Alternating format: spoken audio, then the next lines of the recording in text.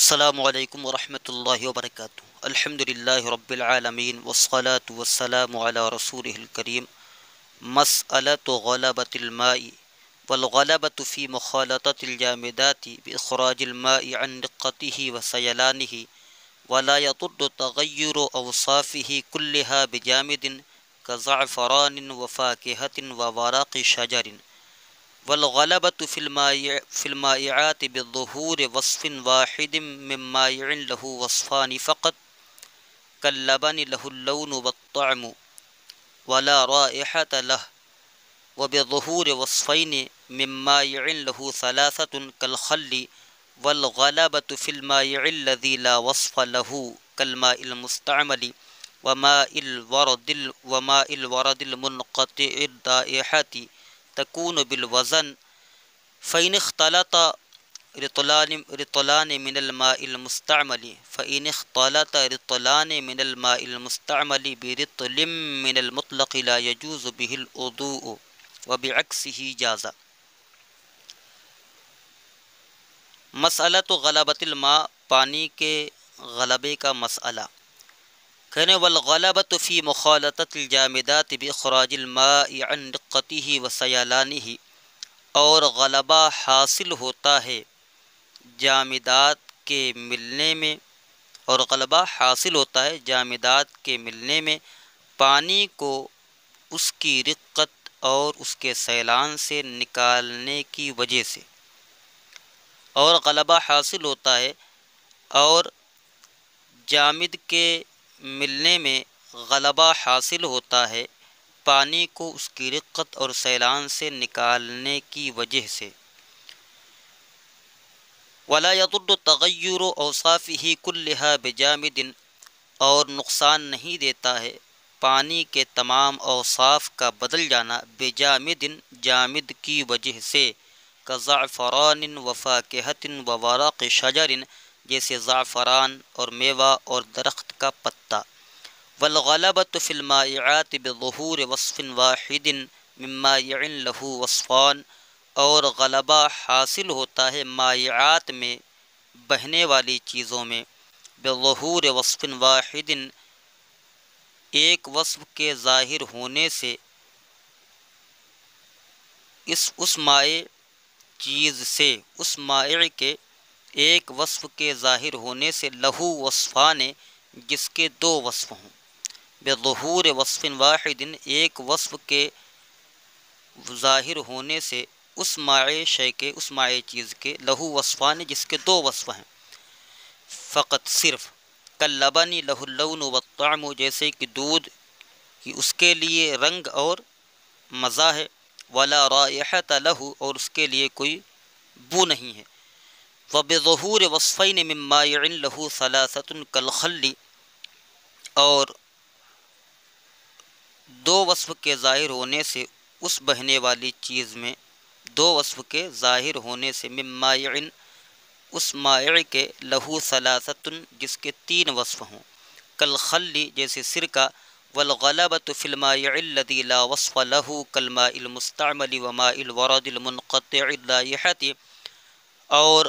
غلبہ بہنے والی چیزوں میں الذی لا وصف لہ، جس کے لیے کوئی وصف نہیں ہے، جیسے کہ مائع مستعمل، اور وہ، اور اس گلاب کا پانی جس کی خوشبو زائل ہو گئی ہو، ختم ہو گئی ہو، تکون بالوزن، تو یہ وزن کے ساتھ ہوگا، وزن سے ہوگا۔ فإن اختلط رطلان من الماء المستعمل، پس اگر مائع مستعمل سے دو رطل، برطل من المطلق، مطلق سے دو رطل، مطلق سے دو رطل میں مل جائے، ترجمہ اس طریقے سے کریں، پس اگر مائع مستعمل کا دو رطل مائع مطلق کے ایک رطل سے مل جائے، لا يجوز به الوضوء، تو اس سے وضو کرنا جائز نہیں ہے، وبعکسہ جاز، اور اس کا اپوزٹ، اس کا الٹا جائز ہے، اس کا برعکس جائز ہے۔ تو اس کی پہلے ہم ترکیب پڑھیں گے، اب اس کے بعد اس کی تشریح کی طرف چلیں گے۔ مسألۃ غلبۃ الماء، تو مسألۃ مضاف، غلبۃ مضاف الیہ مضاف، الماء مضاف الیہ، ایک معرفہ اسم ہو آخر میں اور اس کے بعد دو نکرہ آ جائیں یا جتنے بھی نکرہ آ جائیں تو مضاف مضاف الیہ بنتے ہیں۔ لہذا مسئلہ تو مضاف، غلبت مضاف الیہ مضاف، الماء مضاف الیہ، مضاف نے مضاف الیہ سے مل کر مضاف الیہ ہوا مسئلہ تو مضاف کا، مسئلہ تو مضاف نے مضاف الیہ سے مل کر خبر مبتدائے محذوف ہذہ کی، ہا اس میں جو ہے تنبیہ ہے اور ذہی یہ اس میں اشارہ ہے، یہ بن جائے گا مبتدا، مبتدا اپنی خبر سے مل کر جملہ اسمیہ خبریہ ہوا۔ اس کے بعد والغلبۃ فی مخالطۃ الجامدات باخراج الماء عن دقته وسیلانه، واو استینافیہ، الغلبۃ مبتدا، یہاں پر مراق الفلاح میں تحصل فعل کو مقدر مانا ہے کہ یہاں پر اصل عبارت ہے والغلبۃ تحصل فی مخالطۃ الجامدات، والغلبۃ تحصل، تو یہاں پر جو ہے تحصل و فعل مقدر مانا جائے گا،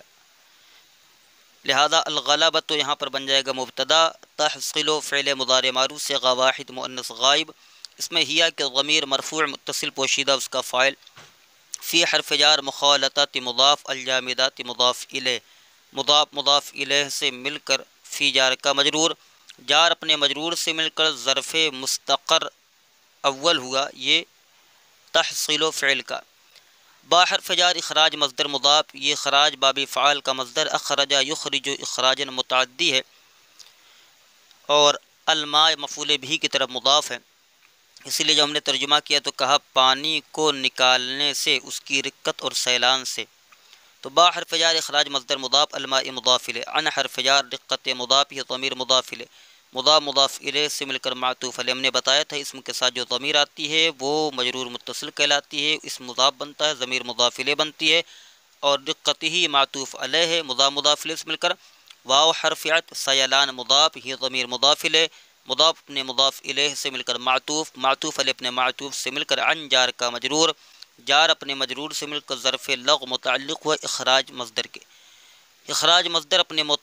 اپنے مضاف الیہ، اخراج مصدر مضاف اپنے مضاف الیہ اور متعلق سے مل کر با جار کا مجرور، جار مجرور سے مل کر ظرف مستقر ثانی ہوا تحصیل و فعل کے،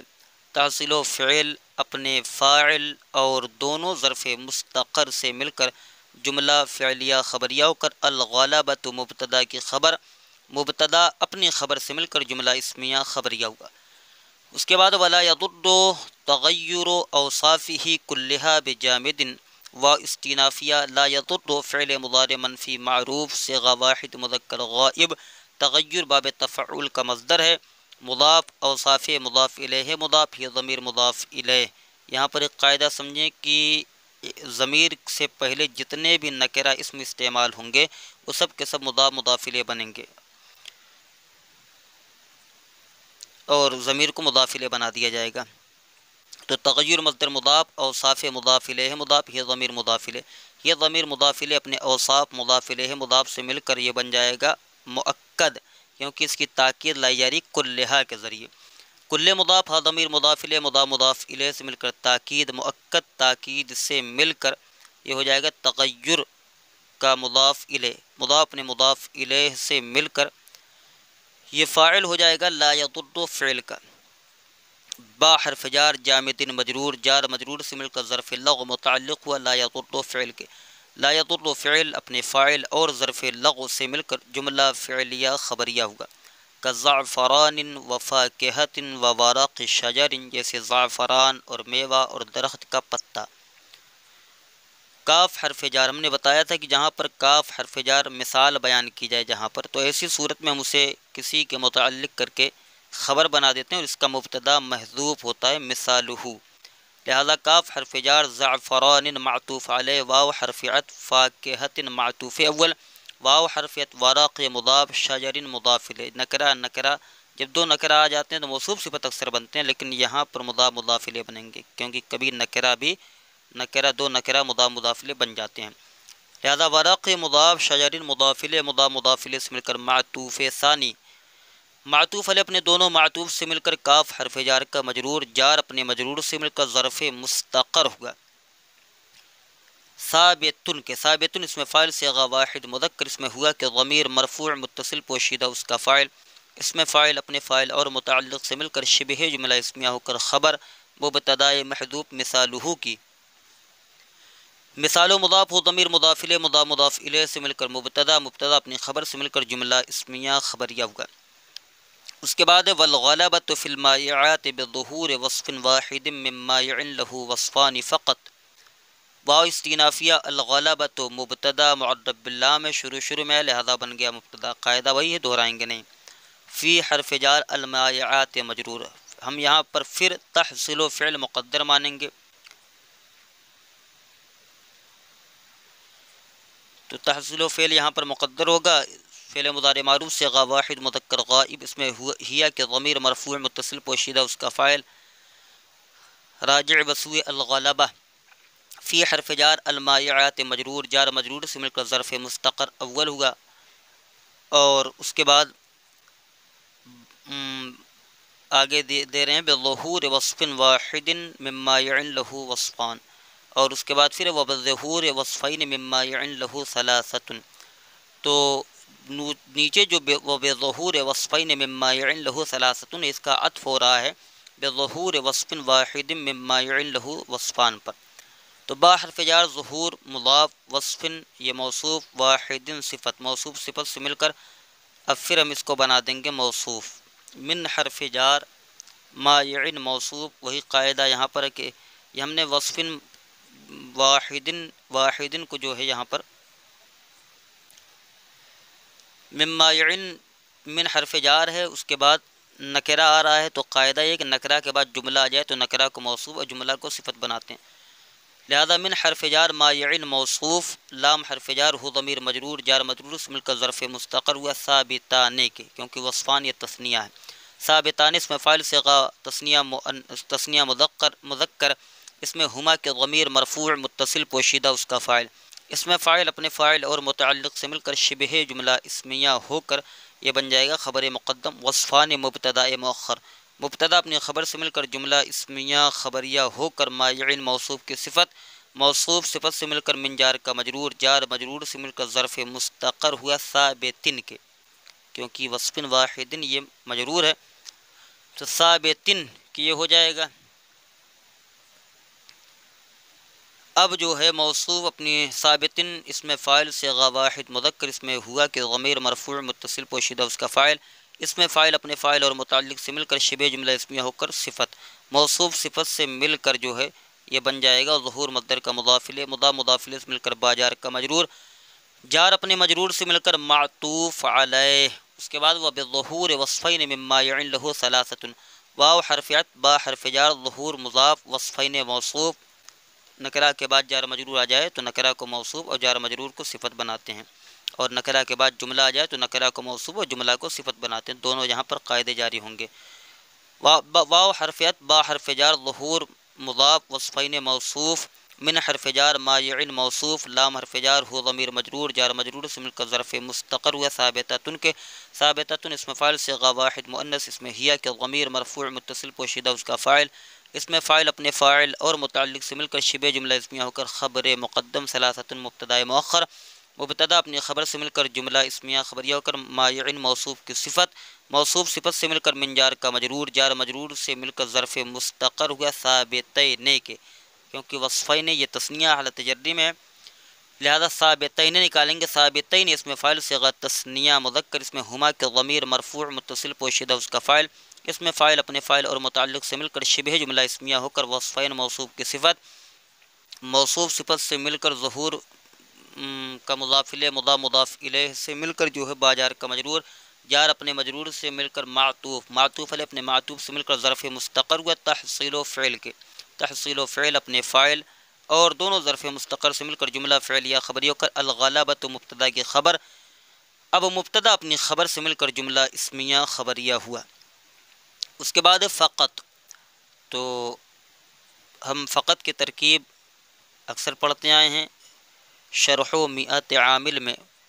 اسے حروف تجد الاسم فقط، تو حروف کو موصوف، تجد الاسم فعل ہیا فاعل اور الاسم مفعول بھی، اس کو پھر خبر بناتے ہیں، اور فقط کی ترکیب ہم الگ طریقے سے کرتے ہیں، تو وہاں پر جو فقط کی ترکیب ہوتی تھی تو اس کو جو ہے اس کی شرط جو مقدر مانتے تھے اذا جررت بہل اسم، مگر یہاں پر شرط وہ نہیں ہوگی بلکہ ہم شرط دوسری مقدر مانیں گے۔ تو یہ فا فصیحیہ ہے جو اس بات پر دلالت کرتا ہے کہ اس کی شرط جو ہے وہ مقدر ہے۔ تو یہ قط جو ہے اس میں فعل بمعنی انتہی ہے، انتہی فعل امر، صیغہ واحد مذکر حاضر، اس میں انتا کے ضمیر جس میں ان ضمیر تا علامت خطاب فاعل، فعل اپنے فاعل سے مل کر جملہ فعلیہ انشائیہ ہو کر جزا، اور شرط مقدر اذا اثبت للمائع وصفین، یہ شرط مقدر ہوگی۔ تو اذا ظرف زمان متضمن بمعنی شرط مفعول فیہ مقدم، اور اثبت فعل ماضی معروف صیغہ واحد مذکر حاضر، اس میں تا ضمیر مرفوع متصل بارز اس کا فاعل، اور للمائع لام حرف جار مائع مجرور، جار مجرور سے مل کر ظرف لغ متعلق ہو جائے گا اثبت فعل وصفین مفعول بھی، فعل فاعل مفعول بھی ظرف لغ سے مل کر اور مفعول فی مقدم سے مل کر جملہ فعلیہ خبریہ ہو کر یہ بن جائے گا شرط، شرط جملہ فعلیہ ہو کر یہ بن جائے گا شرط، جملہ فعلیہ ہو کر بن جائے گا شرط۔ اب شرط اپنی جزا سے مل کر جملہ شرطیہ ہوا۔ اس کے بعد پھر ہے کاللبن لہ اللون والطعم، ہم نے بارہا بتایا کہ اس کی ترکیب کس طریقے سے ہوگی۔ کاللبن کی کاف حرف جار ہے، لبن مجرور ہے، جار مجرور سے مل کر ظرف مستقر ہوگا ثابتن کے، ثابتن اس میں فاعل صیغہ واحد مذکر، اس میں ہوا کہ ضمیر مرفوع متصل پوشیدہ اس کا فاعل، اس میں فاعل اپنے فاعل اور متعلق سے مل کر شبہ جملہ اسمیہ ہو کر خبر، مبتدا محذوف مثالہ کی مثال و مضاف ہو ضمیر مضاف الیہ، مضاف الیہ سے مل کر مبتدا، مبتدا اپنی خبر سے مل کر جملہ اسمیہ خبریہ ہوگا۔ لہ اللون والطعم، لام حرف جار ہو ضمیر مجرور، جار مجرور سے مل کر متعلق ہو کر خبر، اللون معطوف علیہ، واو حرف الطعم معطوف، معطوف علیہ اپنے معطوف سے مل کر مبتدا مؤخر، مبتدا اپنی خبر سے مل کر جملہ اسمیہ خبریہ ہوا۔ ولا رائحۃ لہ، واو حرفیت پہ کر لیں یا استینافیہ قرار دے دیں، لا نفی جنس، رائحۃ جو ہے نکرہ مفردہ ہے مبنی بر فتح ہے، لہذا یہ بن جائے گا لا نفی جنس کا اسم، لا نفی جنس کا اسم ہوگا، لام حرف جار ہو ضمیر مجرور، جار مجرور سے مل کر ظرف مستقر ہوگا، موجودتن کے موجودتن اس مفعول صیغہ واحد مؤنث، اس میں ہیا کہ ضمیر مرفوع متصل پوشیدہ اس کا فاعل، اس میں فاعل اپنے فاعل اور متعلق سے مل کر شبہ جملہ اسمیہ ہو کر یہ بن جائے گی خبر، لا نفی جنس اپنے اسم اور خبر سے مل کر جملہ اسمیہ خبریہ ہوا۔ اس کے بعد اگلی عبارت ہے کل خلی، جیسے سرکہ، ترکیب ہوگی کاف حرف جار، الخلی مجرور، جار مجرور سے مل کر ظرف مستقر ہوا، ثابتن کے، ثابتن اس میں فاعل صیغہ واحد مذکر، اس میں ہوا کہ ضمیر مرفوع متصل پوشیدہ اس کا فاعل، اس میں فاعل اپنے فاعل اور متعلق سے مل کر شبہ جملہ اسمیہ ہو کر یہ بن جائے گا خبر، مبتدا محذوف مثالہ کی، مثال و مضاف ہو ضمیر مضاف الیہ، مضاف الیہ سے مل کر مبتدا، ہم نے بتایا تھا اسم کے ساتھ لگ کر جو ضمیر آتی ہے